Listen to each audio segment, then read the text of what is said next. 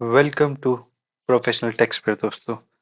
तो आज अपन जानेंगे कोई भी स्मॉल एंड मीडियम क्लाइंट्स की अगर आपको अकाउंटिंग करनी है तो कैसे क्या प्रोसेस रहता है, क्या आप एक बेस्ट तरीके से एक एफिशिएंट वे से आप उनकी अकाउंटिंग कर सकते हैं। ये सारे स्टेप मैं आज आपको बताने वाला हूँ। तो चलिए अपन स्टार्ट करते हैं।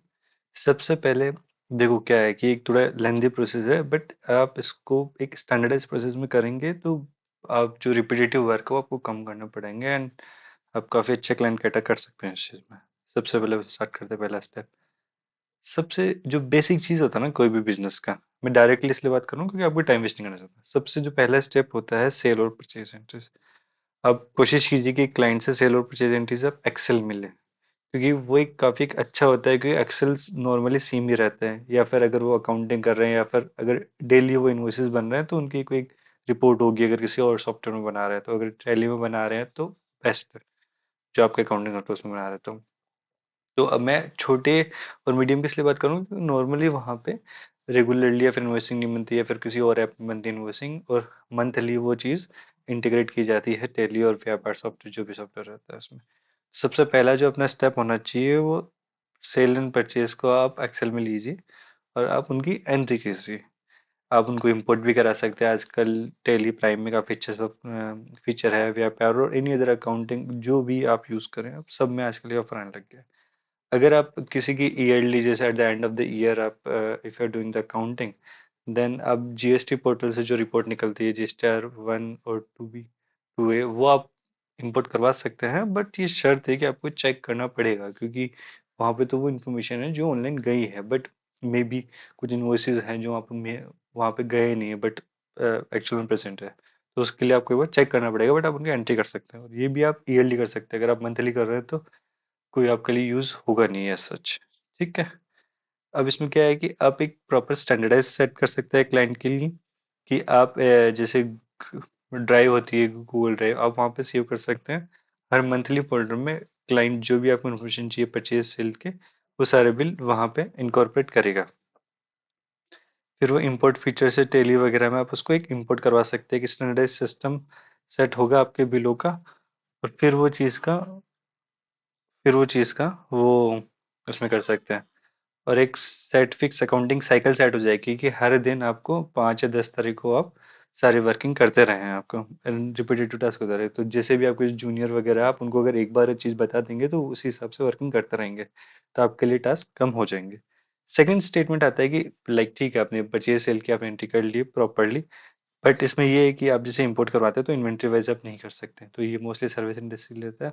उनमें तो ये कम ही एक लास्ट ऑप्शन है। बाकी आप प्रॉपरली अगर आप एक ऑपरेटर रखिए, डाटा ऑपरेटर, जो अकाउंटिंग करेगा प्रॉपरली। ठीक है। And then second step process bank statement. आप बैंक स्टेटमेंट लीजिए एक्सेल फॉर्मेट में ओनली, क्योंकि उसको आप एनालाइज वगैरह आजकल इतनी इतनी चीजें हैं, आजकल चैट जीपीटी वगैरह आप एक्सेल को मिक्स करके अब इजीली आप इसको कर सकते हैं। तो आप एक्सेल में लीजिए। और आजकल इतनी मतलब बैंक्स वगैरह इतने अच्छे हो गए ना कि चीज़ों को इतने अच्छे ढंग से देते हैं कि मतलब क्या बताऊँ मैं आपको। पहले मैं आई थिंक मैं 2014 से मैं अकाउंटिंग फील्ड में हूँ मैं। एंड डाउन जब मैं सी नहीं तो उससे पहले भी, अब मैं सी हूँ तब भी, तो काफ़ी चीज़ें चेंज हुई है।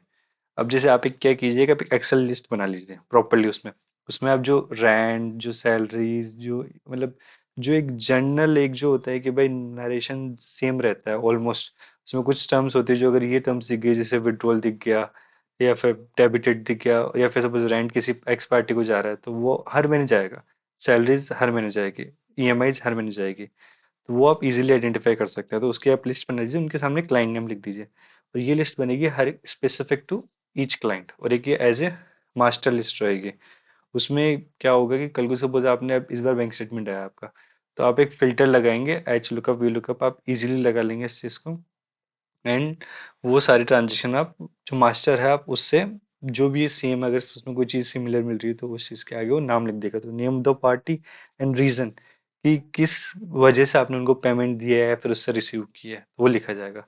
उससे आपकी अकाउंटिंग 40-50% आपकी हो जाएगी मेनली। तो आप एक ऐसे प्रॉपरली एक एक्सेल एक शीट बना सकते हैं मास्टर, जिसमें name the party, nature of transaction, remark जो भी आपके कि भाई किस चीज़ का है किस चीज़ का नहीं है। तो मोस्टली आपके जो बैंक स्टेटमेंट होगी वो 40-50% एंट्रीज फिल्टर हो चुकी होगी, आपका आधा काम हो चुका होगा। और जो एंट्रीज आपको लगे यार डाउटफुल है, मोस्टली क्या होता है कि आजकल जिसको भी अपन पेमेंट करता है ना, ट्रांजेक्शन नंबर आता है, फिर अकाउंट नंबर आता है उसका, और फिर देन और अजीब सा कुछ लिखा आता है। तो आप ये क्या कर सकते हैं कि आप एक क्लाइंट से, ओब्वियसली कोई भी किसी को पेमेंट करता है तो एक पेई की एक लिस्ट बनाता है जिसमें लिखा रहता है नेम, अकाउंट नंबर और रीजन क्यों दिया हमने। तो आप उससे वो डिमांड कर सकते हैं कि आप मुझे वो लिस्ट दीजिए, और उस लिस्ट से आप इजीली, जिससे पैसा आपने पेमेंट किया, आप वो इजीली आइडेंटिफाई भी कर लेंगे और उसका रीजन भी देख लेंगे। बात ये आती है कि किससे पैसा है। तो आज अगर मेरा बिजनेस है, मेरे पास किसी चीज़ का पैसा है, तो मुझे पता है कि पैसे किस चीज़ का है। मैं बताऊं नहीं बताऊं एक अलग चीज़ है, बट मुझे पता रहेगा किसका पैसा है।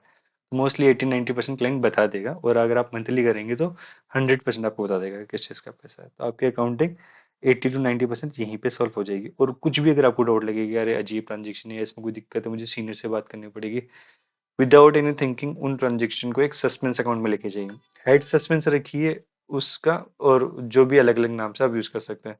तो आपको जब भी सीनियर उस चीज को देखेगा अकाउंटिंग को, तो वो सिर्फ स्पेसिफिक टू सस्पेंस अकाउंट में जाएगा और वहां पे उस चीज को देखेगा। तो इससे क्या है कि काफी उसके जो वर्किंग है वो काफी कम हो जाएगी उसके लिए, और वो इजीली हैंडल कर सकता है काफी सारे क्लाइंट। ठीक है। इसमें पार्टी नेम, डेट वगैरह, अमाउंट, नेचर, आप सब कुछ लिखिए आप properly. Use excel formula and probability to, जो भी आप रिपीटेटिव ट्रांजेक्शन आप उसको यूज कर सकते हैं। मैंने बताया जैसे मास्टर फाइल आप क्रिएट कर सकते हैं, एंड देन आप उसको यूज कर सकते हैं। एक master list of common entries वगैरह है, ऑटो आइडेंटिफिकेशन, वो आप उनको जैसे सस्पेंस के लिए रेड बना सकते हैं, कंफर्म के लिए ग्रीन और येलो, तो जिसमें आपको डाउट है। तो इससे क्या है कि आपकी जो आप, मतलब मेनली अकाउंटिंग में सबसे बड़ा टास्क क्या होता है कि जूनियर ने वर्क किया और सीनियर्स को वापस से चेक करा, तो पूरा चेक करा वो नहीं होना चाहिए। ओनली वो सस्पेंस अकाउंट में, या फिर जो एंट्रीज रेड है या जो येलो है, वो उन्हीं को चीज देखेगा। इससे क्या होगा, जैसे आप ये मंथली एंट्रीज करेंगे ना, क्या होता है हर एक बिजनेस में टीडीएस और ईएसआईपीएफ, ये होते ही टर्म्स यू अवेयर। तो अगर इनका जो वर्किंग है, तो वो हर मंथली आपको रेडी करना पड़ता है। इसका टीडीएस अगले महीने की 7 तारीख तक जमा होता है, इसकी रिटर्न क्वार्टरली जाती है। ईएसआईपीएफ हर मंथली जमा होता है और हर मंथली इनकी रिटर्न जाती है। एम्प्लॉय स्टेट इंश्योरेंस और प्रोविडेंट फंड, और कहीं कहीं जगह पे किसी स्टेट में प्रोफेशनल टैक्स होता है, उसकी रिटर्न एनुअली जाती है, तो उसकी अपन को वर्किंग इतनी नहीं करनी। बट आप जो 200-300 जो भी पर एम्प्लॉइज आप उनको रिकॉर्ड कर सकते हैं इजी, कोई दिक्कत नहीं आती इसमें। अब मंथली जो टीडीएस, एक्चुअली क्या होता है कि बिजनेस जो करता है ना, उसको पता रहता है कि अच्छा ये 20 ट्रांजेक्शन है, इस पे मेरा टीडीएस कट होगा, इस पे मेरा एसआईपीएफ कट होगा, तो उस हिसाब से उस चीज को कट कर देते हैं उस चीज को। और ईएसआई कंट्रीब्यूशन एक लिस्ट बनती है, एक TDS payment with section, due date वगैरह एवरीथिंग। आप इजीली इजीली इनको ऑटोमेट कर सकते हैं। ऑटोमेट लाइक जो सेम चीजें जो पिछले महीने चली आ रही है वही मोस्टली चलते हैं। कुछ एक दो चीजें अलग होती है, उनको आप एक मास्टर शीट जो आप बनाएंगे उसमें आप लिख सकते हैं। तो आपका जूनियर सब कुछ इजीली हैंडल कर सकता है, आपकी कुछ ज्यादा इंटरफेरेंस रहेगा नहीं। ठीक है, आप पूरा प्रॉपरली वो, मतलब एक्सेल सबसे बेस्ट चीज़ है। इसलिए मैं चाहता हूँ कि कोई भी आप पीडीएफ में कुछ भी डॉक्यूमेंट ना ले, कोशिश कीजिए मोस्टली आप एक्सेल में लीजिए, जिनको आप एनालाइज करके, और आजकल तो इतने अच्छे टूल्स है कि आप उनको एक साथ करके एनालाइज करके जो भी इंफॉर्मेशन चाहिए आप दे सकते हैं आपको। और फिर जब भी आपके सीनियर से आपकी मीटिंग होगी या फिर क्लाइंट मीटिंग रहेगी, तो मोस्टली आपको फाइनल टाइम पे आपको क्लाइंट मीटिंग करनी पड़ती है, आपको 2 बार करनी पड़ती है क्लाइंट मीटिंग।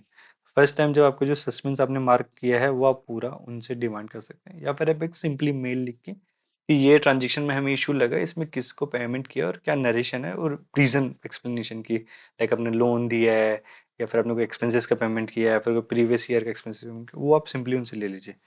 ये लेने के बाद में आप उसको प्रॉपरली अपडेट कीजिए, और फिर आपका मोटा मोटी आपका 80-90% अकाउंटिंग हो चुकी है। अब आपको कुछ रिकंसिलिएशन बनाना है, ये आपके जूनियर को ही बनाना है, सीनियर को नहीं बनाना है इस चीज में। फर्स्ट आप क्या बनाएंगे, जीएसटी, आपकी जो बुक्स और जीएसटी टू बी जो आईटीसी आपने क्लेम किया वो मैच हो रहा नहीं हो रहा, जीएसटी वन और बुक्स उनसे भी आप मैच करवाए। बैंक री को आप कीजिए कि कुछ अगर पेमेंट अलग आ रहा है, जैसे आपने चेक तो इशू कर दिया बट किसी ने क्लियर नहीं कराया, या फिर आपके पास पैसा, आपके पास चेक रिसीव हो गया बट आपने बैंक में जमा नहीं कराया। 31 मार्च के आसपास के जो ट्रांजेक्शन होते हैं मोस्टली उन पे ही इस चीज का रहता है। कैश लेजर आपको प्रॉपर मैनेज होना चाहिए और प्रॉपर अकाउंटेड होना चाहिए। ये एंट्रीज जो है जो आपको थ्रू हैंड आपको करनी पड़ेगी एक बार के लिए, और अगर आपका कैश लेजर ऑनलाइन मैनेज है तब तो बहुत ही बढ़िया और इजी रहेगा। ठीक है, आप इनको एक बार चेक करके और आप पूरा प्रॉपर रिकंसिलेशन बना के और आपके सीनियर को दे सकते हैं। सीनियर को सिर्फ चेकलिस्ट, और आप जो भी रिकंसिलेशन बनाए उसका आप चेकलिस्ट में आप सेट कर सकते हैं ऐसे। जैसे मैं मोस्टली जो कंप्यू ऑफिस यूज करता हूँ, मैं जनरली अपने पूरे राजस्थान में, मोस्टली पूरे ऑल ओवर इंडिया में आजकल कंप्यू ऑफिस काफी अच्छा है। क्लियरटेक्स अच्छा है बट थोड़ा सा प्राइस ही है। तो अपन कंपनी ऑफिस में जा सकते हैं। ये मैं खुद यूज करता हूँ, ये बहुत बेस्ट चीज़ है। ये पूरे री को आपको बना के दे देता है इनका पूरा प्रॉपर्ली। आजकल तो 26 AS में जो एंट्रीज आ रही है और बुक्स में, उसके लिए भी री को बना के दे देता है कंपनी ऑफिस। बेस्ट है। प्रिपेयर रिटर्न से अकाउंटिंग, अब आप अकाउंटिंग तो कर रहे हैं, अब उनकी रिटर्न भी भरनी पड़ेगी आपको। वो अब GSTR 1 और 3B और 9 अगर चाहिए आपको, तो आप टेली से इजीली बना सकते हैं, क्योंकि हर मंथली आपकी अकाउंटिंग हो रही है। इस सीक्वेंस में अकाउंटिंग हो रही है कि आपको कोई प्रॉब्लम नहीं आएगी। TDS रिटर्न, ESAPF रिटर्न आप बना सकते हो, और इनके लिए आप अलग से चार्ज कर सकते हैं, जो कि अगर आपने प्रॉपर अकाउंटिंग करी तो ये आपके लिए कुछ भी नहीं है, आपके लिए एक पीस ऑफ केक है आपके लिए। ठीक है, और आपकी रहेगी तो फास्ट होगी, और कोई भी नोटिस वगैरह आपके पास नहीं आएंगे। आप ऑटो लिंक कर सकते हैं कि लाइक ठीक है, कंप्यू ऑफिस बल्क में रिटर्न फाइलिंग कर सकता है, बट अपन को यूज नहीं करना वो चीज़ का। ठीक है, और अब ये प्रॉपर्ली आपका हो गया, इसमें ऑलमोस्ट सब कुछ क्लियर हो गया आपका। फिर आप एक लास्ट मीटिंग करते हैं क्लाइंट से, इसमें आप फाइनली बताते हैं कि अच्छा ये आपका प्रॉफिट है, ये है, कुछ भी जो चीज़ रहती है फाइनल वो करके, और आप पूरी अकाउंटिंग क्लोज करते हैं। अब इसमें कुछ आपको मैं एडिशनल पॉइंट बता देता हूँ, जो आपको एडवाइस में आपको हेल्प करेंगे आपको अच्छे अकाउंटिंग करने में। आप गूगल ड्राइव यूज़ कीजिए, जो मैं खुद यूज़ करता हूँ। आप क्लाइंट को कुछ स्पेसिफिक फोल्डर दे दीजिए कि आपको यहाँ पे डाटा सेव करना है हर मंथली।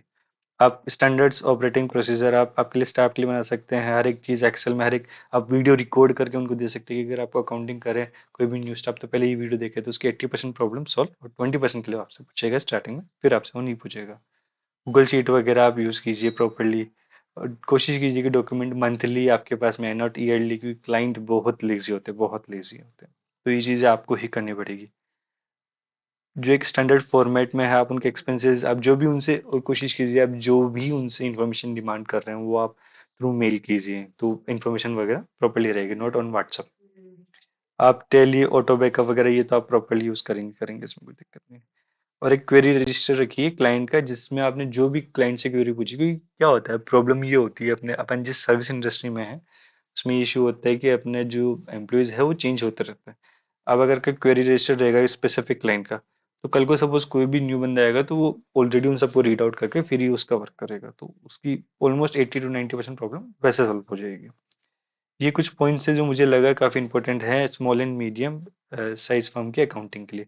इसके अलावा कुछ भी आपको प्रॉब्लम हो आप डेफिनेटली पूछिए कमेंट सेक्शन में, मैं आपकी हेल्प करने की कोशिश करूंगा। Thank you so much.